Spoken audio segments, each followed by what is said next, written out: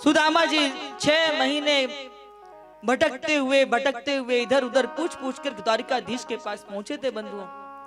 पैरों में फपोले पड़ते, उनके अनेक प्रकार की उनके उत्पीड़ाएं होती, रक्त स्रावित होता पैरों से, लेकिन द्वारिकाधीश से मिलने की ललक उनको द्वारिकाधीश के पास तक पहुंचा करके लेके जाती है। द्वारिकाधीश को ज्ञात हुआ कि मेरा मित्र मुझसे मिलने के लिए आया है। दौड़ करके द्वार पर जाकर के उनको हृदय से लगा करके अंतःपुर में अपने आसन पर ला करके बिठाया।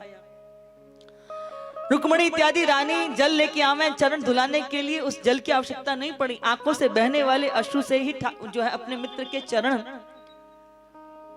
आज धोए हैं उन्होंने।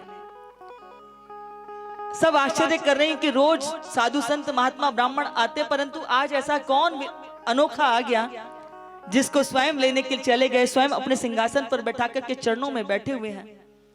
ज्ञात हुआ कि ये गुरुकुल के मित्र हैं उनके सुदामा। सारी रानियां आकर के प्रणाम करने लगी, एक एक करके आने लगी। सुदामा जी दोनों हाथों से आशीर्वाद देते, सौभाग्यवती भव, सौभाग्यवती भव, सौभाग्यवती भव। अब किसी को बार बार ऐसे ऐसे करो, फिर लेके आओ, फिर करो, तो हाथों में दर्द होने लगेगा ना। तो सुदामा कहते हैं कि कन्हैया ये सब घर की हैं कि आस पड़ोस की चली आ रही हैं? बोले सब घर की हैं, तुम्हारी ही बहुएं हैं ये सारी। अभी तो 100 भी नहीं हुई, अभी तो ये 16,000 बाकी हैं। सुदामा बोले भैया इनको आशीर्वाद देते देते मेरा तो लगे शरीर यहीं पे छूट जाएगा। ऐसा कर भैया, इन सबके बदले मैं तेरे सिर पर दोनों हाथ रख के आशीर्वाद दे देता हूं, तुम्हें दूंगा तो सबको प्राप्त हो जाएगा। सुदामा जी ने अपने दोनों हाथों से खूब जी भर के आशीर्वाद दिया। द्वारिकाधीश बोले ये बताओ कि आपने विवाह किया कि नहीं किया? सुदामा जी सकुचाने लगे। बोले सकुचा क्यों रहे, विवाह किया कि नहीं? गुरुकुल में जब पढ़ते थे तो कहते थे कि मैं तो साधु बनूंगा। बोले साधु ही बनना चाहता था, पर माता पिता के सम्मुख एक ना चली और उन्होंने विवाह कर दिया। अब कन्हैया जिद करवे लगे, रूठ गए। बोले तुमने मुझे अपने विवाह में नहीं बुलाया? तो सुदामा बोले नाराज तो मुझे होना चाहिए, तुमने इतने सारे विवाह किए तब भी मुझे नहीं बुलाया। कन्हैया बोले अरे मेरा विवाह निश्चित होता तो मैं तुम्हें निमंत्रण देता। 2 घंटे तक पहले तक पता नहीं कि विवाह हो जाएगा तो मैं कैसे निमंत्रण दे दूं? पर तुम्हारा तो विधि विधान से हुआ होगा ना, तब भी तुमने मुझे निमंत्रण नहीं दिया। चलो छोड़ो, अकेले होते तो कोई बात नहीं, पर घर में भाभी है, जरूर भाभी ने मेरे लिए कुछ भेजा होगा। सुदामा सकुचाने लगे कि द्वारिकाधीश बताओ, द्वारिका के राजा, इतनी बड़े बड़े राजघरानों की ये रानियां यहाँ बैठी हैं, मैं इनके सामने ये फटी से चावल की तंदूर की पोटली दूंगा, क्या सोचेंगी कि जिसको बाहर से लाने के लिए दौड़ करके गए थे और वो ऐसे 4 मुट्ठी तंदूर लेके आया है। सुदामा जी ने सोचा जब एकांत में कहीं मिलेगा तो मैं इसको दे दूंगा, और वो बात टालने लगे। वो कहते तुम्हें याद है गुरुकुल में मैं इतनी मेहनत करता था फिर भी तुम थोड़ा सा पढ़ते थे, तुम्हें याद? ये छोड़ो, ये बताओ भाभी ने क्या भेजा है? तुम्हें पता है जब गुरु माता ने जंगल में गुरुजी ने लकड़ी काटने के लिए भेजा था तो गुरु माता ने चने दिए थे और मैं तुम्हारे हिस्से के, वो छोड़ो, ये बताओ भाभी ने क्या भेजा है?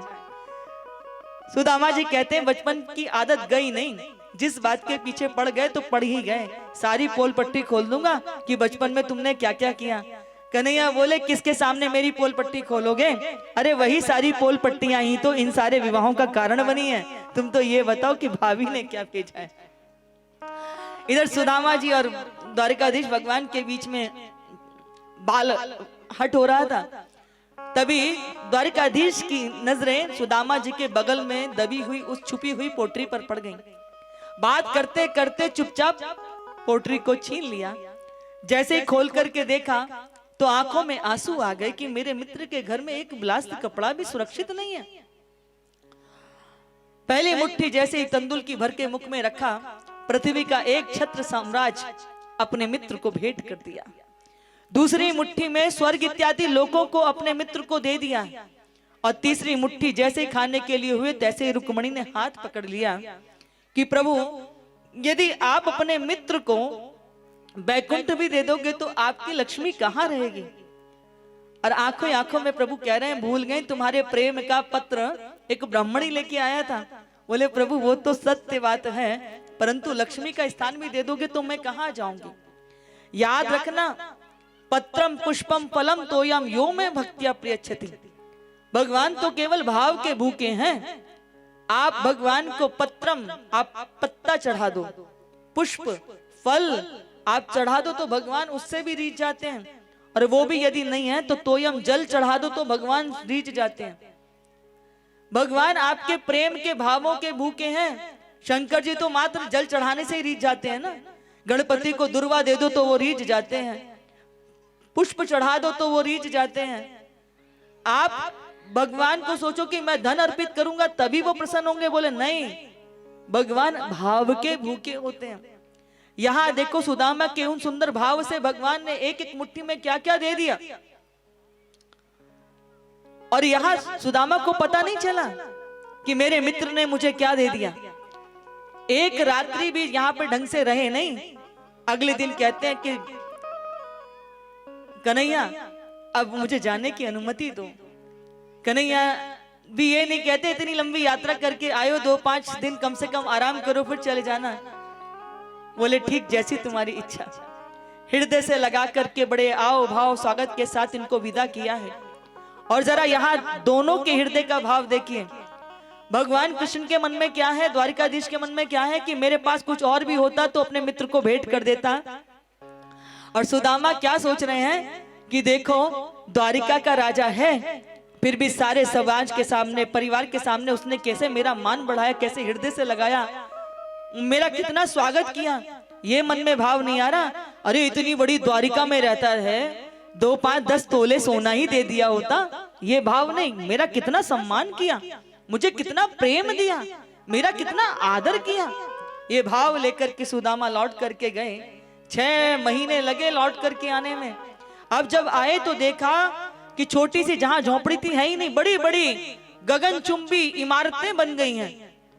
पूरा वैभव जो द्वारिका में देखा था वही वैभव यहां दिखाई दे रहा है। पत्नी चरणों में आके गिरी तो कहते हैं देवी तुम कौन है? बोले पहचाना नहीं, आपकी पत्नी सुशीला। इतना सुंदर स्वरूप, गहने, आभूषण, श्रृंगार। बोले आपके जाने के बाद विश्वकर्मा जी आए थे, वो पूरे मेरे घर को राजमहल बनाने लगे। मैंने कहा तभी स्वीकार करूंगी जब आप मेरे पास पड़ोसियों को भी ऐसा वैभव प्रदान करोगे, अकेले स्वीकार नहीं करूंगी। सुदामा बोले देवी तुम्हें भोग चाहिए था, धन चाहिए था, विलासता चाहिए थी, मुझे प्रभु की प्राप्ति करनी थी। तुम ये भोगो, मैं तो चला भजन करने। जैसे ही जाने लगे टेढ़ी टांग वाले मुरली धर करके वहीं प्रकट हो गए। बोले सुदामा ये सब मेरी तुम्हारे लिए भेंट है, प्रेम पूर्वक इस राज्य का संचालन करो और मेरा स्मरण करो, बाद में तुम्हें मेरे ही परम पद की प्राप्ति होगी। सुदामा ने हजारों वर्ष तक राज सिंहासन का संचालन किया भजन करते हुए। उसी प्रकार जैसे भगवान जब भोजन दे तो भगवान को समर्पित करके हम भोजन करते हैं, उस राज सत्ता के सुख में भी एक क्षण के लिए भी भगवान को भुलाया नहीं, और बाद में भगवान के ही परम पद की प्राप्ति सुदामा को होती है।